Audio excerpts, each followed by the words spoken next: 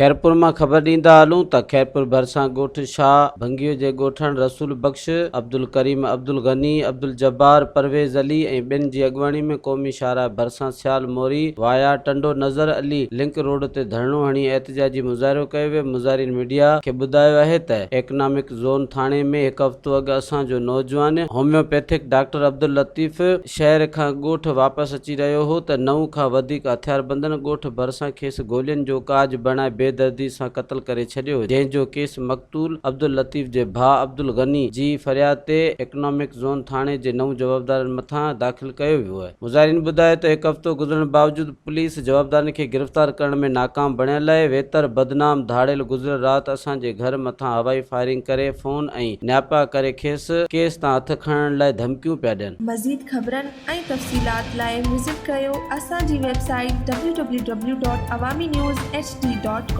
ऐं ॾिसंदा रहो अवामी न्यूज़ HD।